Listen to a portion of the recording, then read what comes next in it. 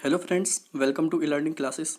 Friends, आज है 30 सितंबर 2020 और 30 सितंबर के जितने भी इंपॉर्टेंट क्वेश्चंस हैं सारे क्वेश्चंस को डिस्कस करेंगे। उनसे रिलेटेड जितनी भी इंफॉर्मेशन है उसको भी डिस्कस करेंगे। इसकी पीडीएफ आपको टेलीग्राम से मिलेगी। टेलीग्राम का लिंक मैं वीडियो के डिस्क्रिप्शन बॉक्स में डाल देता हूँ, वहाँ से जाकर आप टेलीग्राम से ज्वाइन हो जाएँ। चैनल को सब्सक्राइब ज़रूर कर लें। चलो शुरुआत करते हैं आज के पहले क्वेश्चन से। क्वेश्चन नंबर पहला है, हाल ही में किस राज्य ने गैर संचारी रोगों की रोकथाम और नियंत्रण के लिए संयुक्त राष्ट्रीय पुरस्कार जीता है? तो देखो, ये काफ़ी इंपॉर्टेंट क्वेश्चन है। पहला ही, गैर संचारी रोगों की रोकथाम और नियंत्रण के लिए संयुक्त राष्ट्रीय पुरस्कार किस राज्य को मिला है? ऑप्शन नंबर है इसका बी, केरल राज्य को। केरल राज्य ने संयुक्त राष्ट्र पुरस्कार जीता है गैर संचारी रोगों की रोकथाम के लिए। अब देखो, ये जो पुरस्कार दिया जाता है वो WHO की तरफ से ये पुरस्कार दिया जाता है। संयुक्त राष्ट्र पुरस्कार है।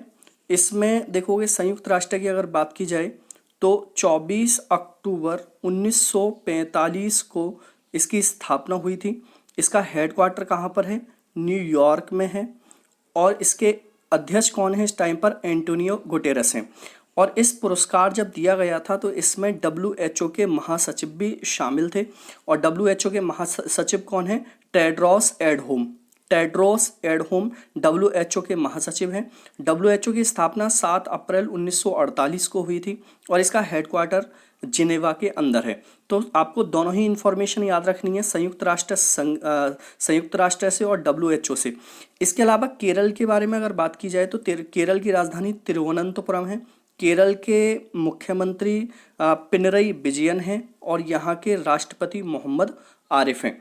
ये वाली बात आपको पूरी इंफॉर्मेशन याद रखनी है इस क्वेश्चंस के अंदर। पहले के अंदर देखोगे, इस क्वेश्चन में जैसे लिखा हुआ है कि केरल ने गैर संचारी रोगों की रोकथाम और नियंत्रण के लिए जीता संयुक्त राष्ट्रीय पुरस्कार। तो काफ़ी इंपॉर्टेंट रहेगा ये क्वेश्चन, याद रखोगे। क्वेश्चन नंबर पहले का आंसर केरल है। क्वेश्चन नंबर 2 है, हाल ही में कौन सा राज्य खुली सिगरेट और बीड़ी की बिक्री पर बैन लगाने वाला देश का पहला राज्य बन गया है? तो देखोगे, अभी हाल फिलहाल में खुली हुई सिगरेट और बीड़ी की बिक्री पर बैन लगाया गया है और ये लगाया है महाराष्ट्र ने। ऑप्शन नंबर ए, महाराष्ट्र ने खुली सिगरेट और बीड़ी की बिक्री पर बैन लगा दिया है। ये बैन इसलिए लगाया है कि सरकार का कहना है कि जब लोग खुली हुई सिगरेट या बीड़ी खरीदते हैं तो वो उन पर जो लिखे हुए इंस्ट्रक्शंस हैं वो नहीं पढ़ते हैं। क्योंकि आप खुली हुई बीड़ी या सिगरेट दुकान से ले लोगे तो आपको पैकेट नहीं मिलेगा।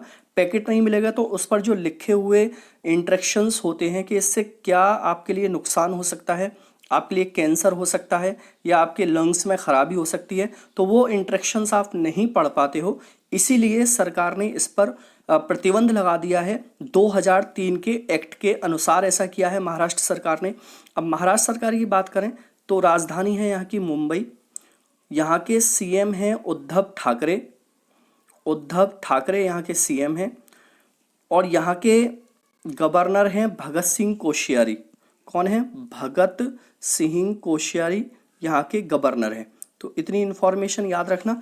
बाकी जैसे कि लिखा हुआ है इसमें, खुली सिगरेट बीड़ी पर प्रतिबंध लगाने वाला देश का पहला राज्य बना महाराष्ट्र। तो काफ़ी इंपॉर्टेंट रहेगा ये क्वेश्चन नंबर 2। क्वेश्चन नंबर 3 है, 29 सितंबर को विश्व भर में कौन सा दिवस मनाया जाता है? 29 सितंबर को विश्व भर के अंदर मनाया जाता है विश्व हृदय दिवस, वर्ल्ड हार्ट डे।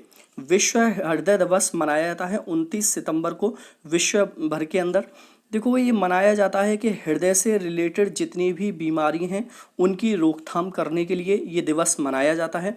इस बार की जो थीम है, इस बार का जो विषय है वो है माई हार्ट योर हार्ट। ये याद रखा करो, ये थीम मैं बार बार बता रहा हूँ हर एक दिन की। माई हार्ट योर हार्ट इस बार की थीम है, तो काफ़ी इंपॉर्टेंट रहेगा। ये थीम आप लिख लिया करो। आज जिससे लिखा हुआ है इसमें 29 सितंबर को मनाया गया विश्व हृदय दिवस, तो काफ़ी इंपॉर्टेंट है, याद रखोगे। वर्ल्ड हार्ट डे 29 सितंबर को मनाया गया है। क्वेश्चन नंबर 4 है, हाल ही में प्रधानमंत्री नरेंद्र मोदी और किस देश के प्रधानमंत्री के बीच वर्चुअल शिखर सम्मेलन आयोजित किया गया है? तो देखोगे, प्रधानमंत्री नरेंद्र मोदी और किस देश के प्रधानमंत्री? आंसर होगा इसका डी, डेनमार्क। डेनमार्क के प्रधानमंत्री और प्रधानमंत्री नरेंद्र मोदी के बीच में एक वर्चुअल शिखर सम्मेलन हुआ है। अब देखो ये जो वर्चुअल शिखर सम्मेलन हुआ है इसमें प्रधानमंत्री डेनमार्क के थे, उनका नाम क्या है, काफ़ी इंपॉर्टेंट रहेगा, फ्रेडरिक्सेन। क्या नाम है? फ्रेडरिक्सेन इनका नाम है। तो ये प्रधानमंत्री रहे हैं कहाँ के? डेनमार्क के। तो प्रधानमंत्री डेनमार्क के और भारत के प्रधानमंत्री के बीच में ये पूरे के पूरा वर्चुअल समिट हुआ है। देखो यह चौथा वर्चुअल समिट था प्रधानमंत्री नरेंद्र मोदी के द्वारा किया गया। 2020 में चौथा वर्चुअल समिट है। तो इन्होंने किस किस के साथ ये वर्चुअल समिट किए हैं? एक तो ऑस्ट्रेलिया के साथ किया है इन्होंने वर्चुअल समिट, काफ़ी इंपॉर्टेंट है। इसके अलावा यूरोपीय यूनियन, यूरोपीय संघ जिसको बोल सकते हो, ईयू बोलते हैं, यूरोपीय संघ के साथ किया है। इसके अलावा श्रीलंका के साथ किया है। श्रीलंका का क्वेश्चन आगे है, मैं उसे कराऊंगा। श्रीलंका के साथ किया है। और चौथा किसके साथ किया है इन्होंने? डेनमार्क के साथ किया। डेनमार्क की कैपिटल क्या है? कोपेनहागेन।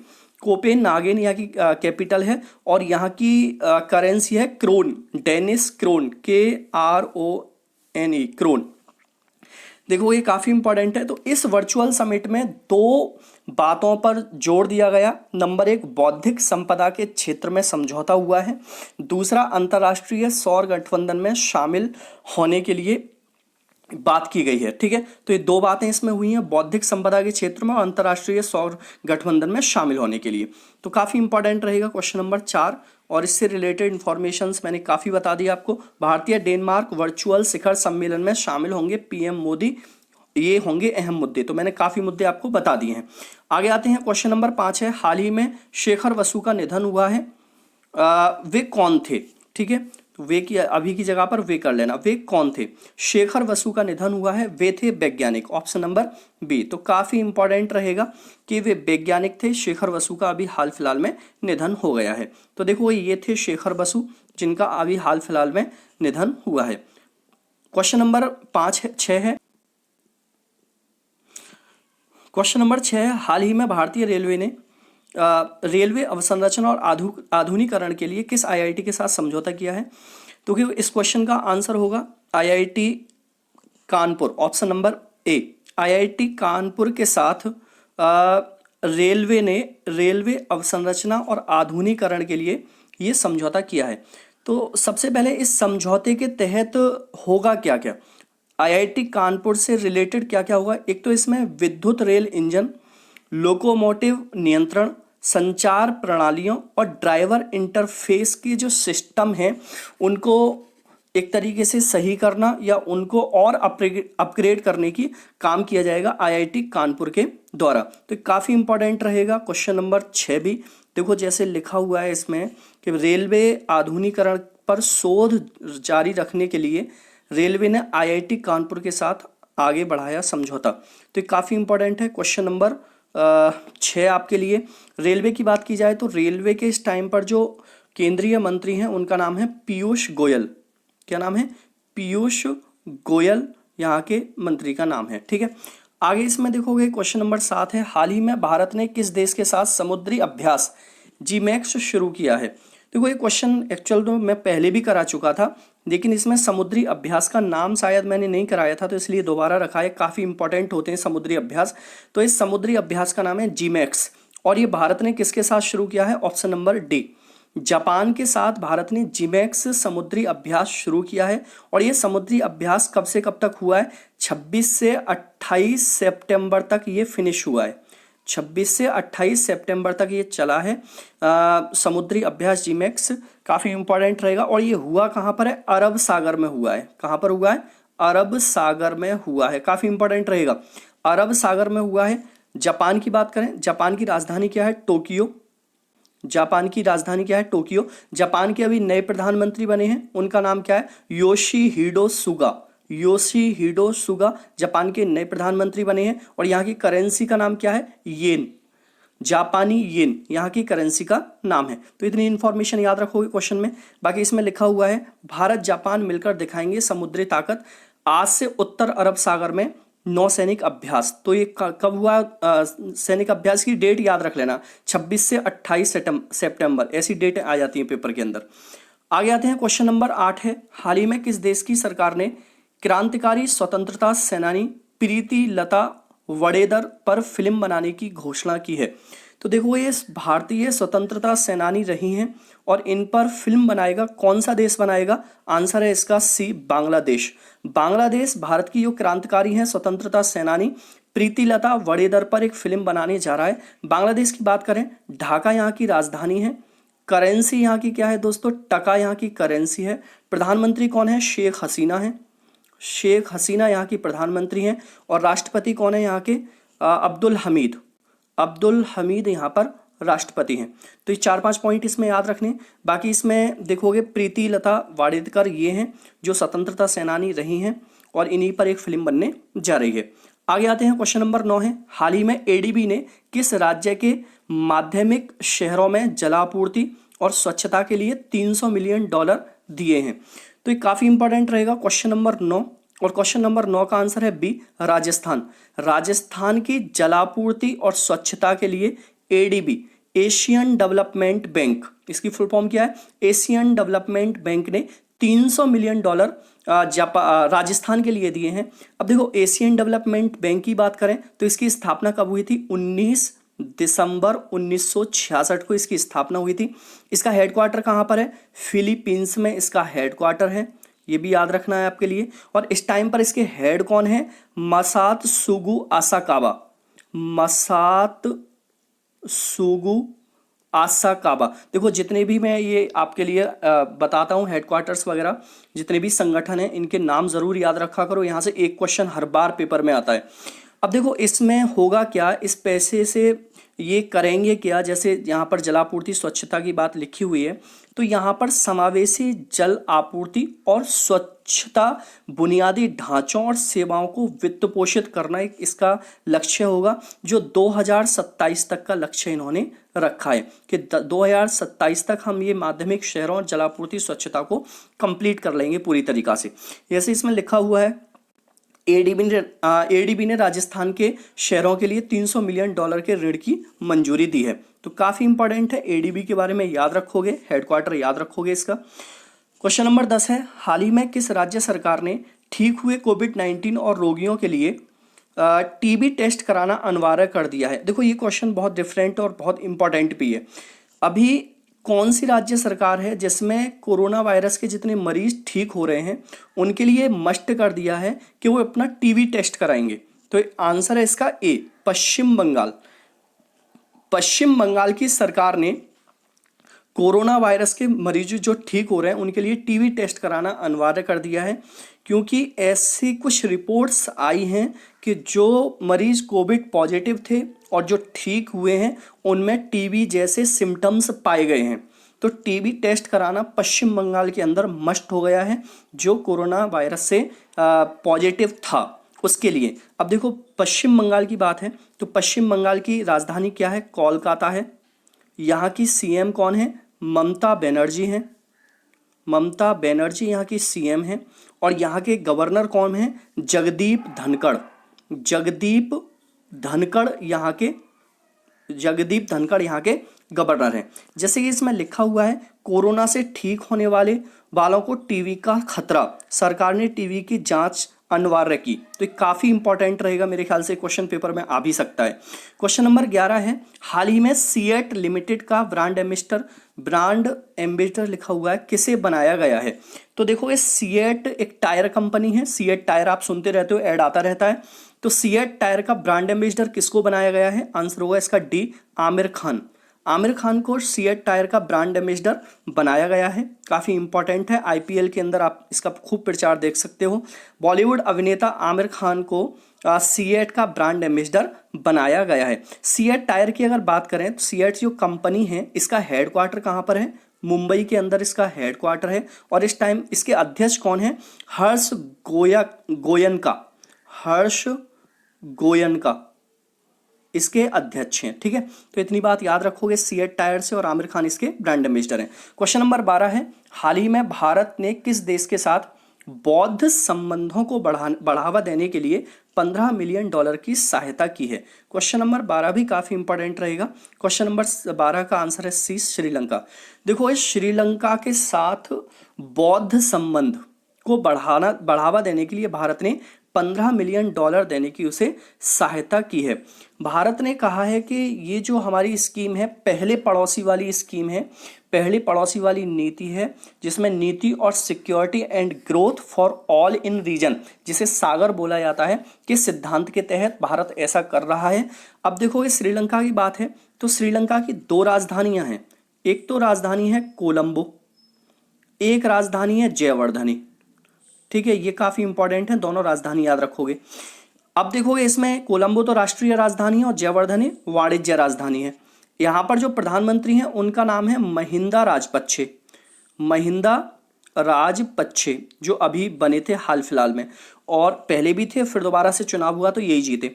और राष्ट्रपति कौन है यहाँ पर? गोटबाया राजपक्षे। तो इतनी बात याद रखोगे, प्रधानमंत्री, राष्ट्रपति, और इसका क्यों भारत ने ये स्कीम लॉन्च की है इसके लिए। जैसे लिखा हुआ है, भारत श्रीलंका वर्चुअल समिट बौद्ध संबंधों को बढ़ावा देने के लिए 15 मिलियन डॉलर देगा भारत। तो काफी इंपॉर्टेंट है, क्वेश्चन याद रखोगे आप सभी। क्वेश्चन नंबर नेक्स्ट है दोस्तों, क्वेश्चन नंबर 13 है, हाल ही में किस राज्य के कलाकार देव प्रसाद राय ने यूरोप कला प्रतियोगिता जीती है? तो देखोगे अभी देव प्रसाद राय, इन्होंने यूरोप की कला प्रतियोगिता जीती है, वो कौन से राज्य के हैं? आंसर होगा इसका बी, सिक्किम राज्य के हैं। कहाँ के हैं? सिक्किम राज्य के हैं देव प्रसाद राय, जिन्होंने अभी यूरोप कला प्रतियोगिता जीती है। जैसे कि देखो इनका फोटो नहीं है मेरे पास तो मैंने नहीं लगाया है। आगे आते हैं, क्वेश्चन नंबर 14 है, हाल ही में असम में नए भारतीय कृषि अनुसंधान संस्थान का उद्घाटन किसने किया है?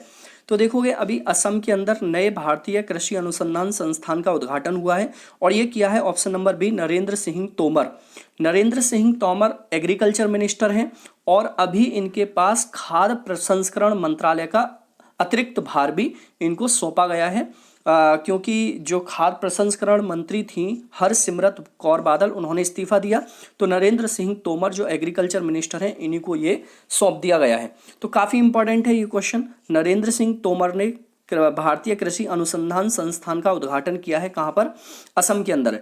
अच्छा, इन्होंने ये भी बोला है साथ के साथ कि असम के अलावा भी यहाँ पर जो पूर्वोत्तर राज्य हैं उनको काफ़ी फ़ायदा मिलेगा। जैसे इसमें मेघालय है, त्रिपुरा है, नागालैंड है और मणिपुर है, इन राज्यों को भी इसका फ़ायदा मिलेगा कि वहाँ पर भी इससे बढ़ावा मिलेगा। क्वेश्चन नंबर 15 है, हाल ही में जारी ग्लोबल MBA रैंकिंग 2020 में टॉप 50 में कितने भारतीय इंस्टीट्यूट को शामिल किया गया है? तो देखोगे अभी ग्लोबल रैंकिंग जारी की गई है, MBA रैंकिंग जिसको बोला जाता है 2020 की, और यहाँ से क्वेश्चंस आते हैं भाई रैंकिंग से हमेशा, मैं एक वीडियो बनाऊंगा अलग इसकी। तो इसमें टॉप 50 में कितने भारतीय इंस्टीट्यूट शामिल हैं? आंसर होगा इसका बी, 2 इंस्टीट्यूट को शामिल किया गया है। ये 2 इंस्टीट्यूट कौन कौन से नंबर पर रहे हैं? एक तो है आपका IIM अहमदाबाद, कौन सा है? IIM अहमदाबाद, और ये जो रहा है आपका, ये रहा है 31वें नंबर पे।